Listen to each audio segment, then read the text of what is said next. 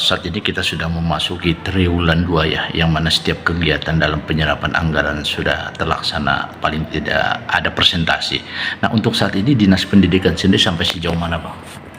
Ya, terima kasih informasi yang saat ini mungkin ya memang kita sebagai abdi masyarakat, abdi negara, tentunya kita akan melaporkan bahwa sejauh mana progres perkembangan Dinas Pendidikan selama jangka waktu sampai bulan Agustus ini.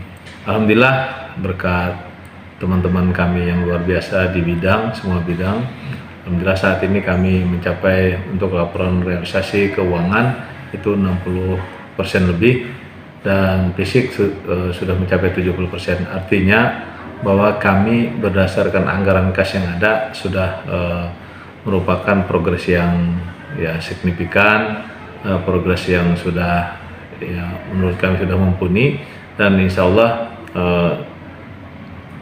keuangan lagi 40% ini insya Allah Desember tepat waktu insya Allah bisa terselesaikan semua. Namun dalam hal ini kami juga akan tetap berusaha memaksimalkan dalam serapan anggaran ini, terutama bidang fisik, bahwa saat ini hampir semua sudah kegiatan sudah dilakukan oleh pihak ketiga, yang mana kami tinggal pengawasan ataupun ke lapangan untuk monitor sejauh mana fisik-fisik yang sudah dilakukan oleh rekanan saat ini. Nah, kalau kita melihat, Bang, dalam kegiatan realisasi fisik ya, yang mana ini sudah berjalan, ada presentasi, kita melihat dari 60%. Ada nggak kendala di saat kita juga walaupun sudah presentasi 60% di sini? Ya, kendala itu pasti ada, tapi tidak terlalu berpengaruh terhadap realisasi kami atau progres kami. Memang kendala di sini kebetulan kita startnya itu dari saya sebagai PRD itu dari bulan April, jadi startnya itu agak terlambat sehingga mungkin dalam pelaksanaan ataupun serapan itu mungkin agak terkendala sedikit, tapi kami berusaha untuk memaksimalkan teman-teman kami yang ada, dan alhamdulillah hambatan itu sudah kami lewati. Ya, alhamdulillah, memang semestinya kalau normal barangkali ini sudah hampir keuangan itu hampir seharusnya 70%, tapi kami bersyukur sudah 60% lebih, ya hampir mendekati daripada sesuai aturan pemerintah. Dan informasi bahwa untuk serapan DAP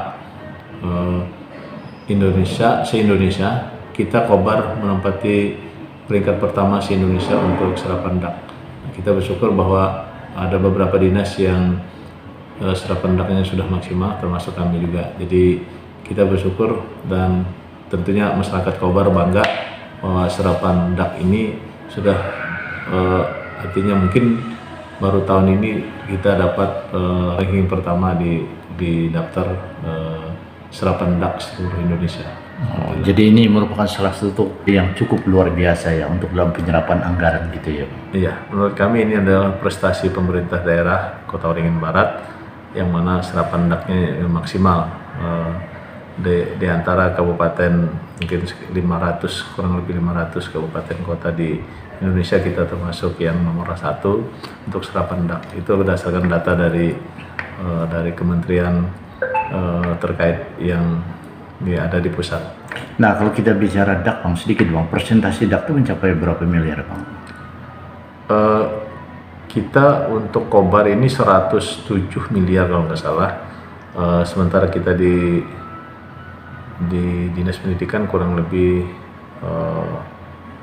kalau fisiknya itu 16 miliar, non fisiknya 50-an miliar. Oh gitu ya, berarti ada peningkatan nggak dibandingkan tahun kemarin? Ini fluktuasi dalam artian begini, DAP ini kan artinya tidak bisa kita ukur karena DAP ini berdasarkan data Dapodik yang ada di sekolah. Ketika Dapodik tersaji dengan baik, pemerintah pusat akan mengucurkan dana DAP itu juga mengikuti perkembangan, sehingga mereka dapat menilai. Karena di dalam Dapodik itu juga tersaji data Sapras Pendidikan. Nah, sehingga ketika Sapras itu dianggap mungkin perlu direhab, perlu dibangun, maka kita akan bisa naik. Tapi ketika di sekolah kita itu mungkin sudah banyak yang baik bangunannya dan sudah lengkap, barangkali akan menurun. Jadi artinya persentase DAK itu naik, berarti kita memang masih banyak membutuhkan.